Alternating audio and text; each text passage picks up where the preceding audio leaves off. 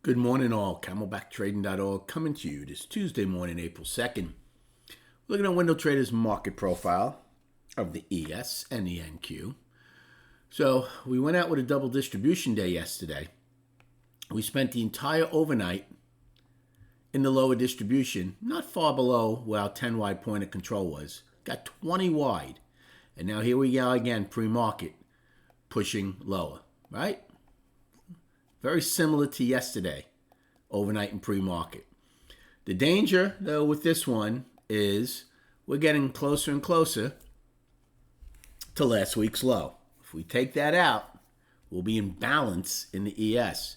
If SPY takes it out, it would stop the one-time framing for 12 weeks in a row and 21 out of 22. In NQ's case, last week's low represents the bottom of a balance. Okay? Now, if you come out of that, you'll be coming out of an inside. Now, that's the balance on the daily. It's going to be different on the weekly. However, if you do take that out, it would be an inside week down. Now, remember, they attempted an inside week up yesterday, which failed miserably. The inside day up and inside day down weren't too successful. So we'll see if they take out last week's low, if they get more acceleration to the downside. And we'll see if they test the price spike from Fed Day. Okay? You do have jolts out at 10, so I'm not sure what's going to happen the first half hour, but you know there will be a knee-jerk reaction come 10 o'clock. So you're going to have to be aware of that. Righty came back into balance on the daily yesterday. Again, it depends. Do you want to call it a 3-day balance? Wednesday, Thursday, Monday? Or do you want to encompass all this? I would probably use all of this like I said in last night's video. Okay? As far as my balance on their daily.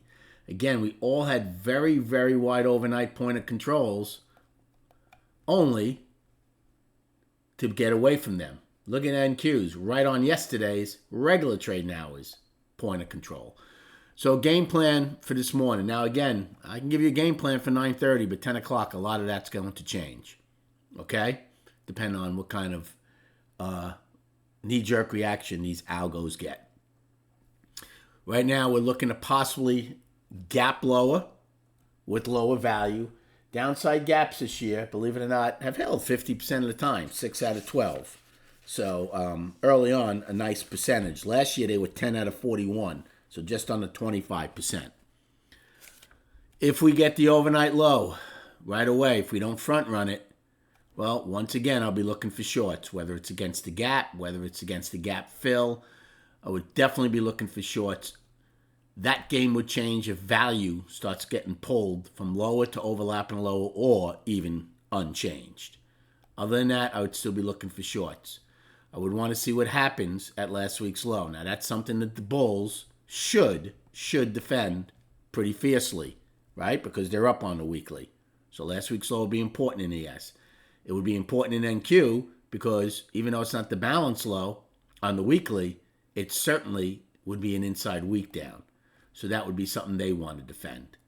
Okay, the overnight's going to be totally short right now. So we'll see if we get an inventory adjustment. There's still 70 minutes to go prior to the opening. So a lot can happen. But again, this is why if you're in the trading room, I'm on that microphone at 9:15. It's a live webinar every day while this is being live streamed for free. Okay? This alone is a $400 value a month. Easily. So we'll be going over this starting at 9:15 depending on where we're trading.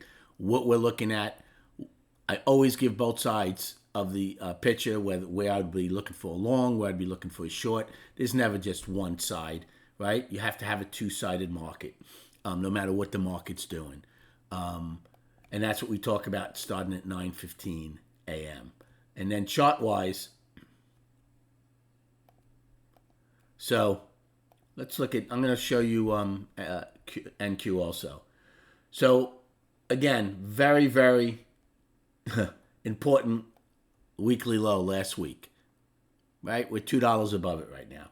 Again, the market's nothing goes up forever or down forever. Okay, well, I shouldn't say that. Sometimes they do go down forever and the stock gets delisted, but nothing goes up forever. At some point, you're going to come into balance, which would be healthy. Okay, this run is pretty historic right here. It's 21 out of 22 weeks, so it would be healthy to come into balance. We'll see if that's going to happen. The daily right now is a 6-day balance. Yesterday's low is not the balance low. The balance low for me is March 26th. And then on the Qs, again, I want to differentiate. Yes, we'd be coming out of an inside week to the downside, but we're nowhere near the balance low on the weekly. That's the week of March 11th. Okay? That's still $10 lower. So we could come out of an inside week and get some good acceleration to the downside, but never come out of the balance on the weekly. So please keep that in mind. All right?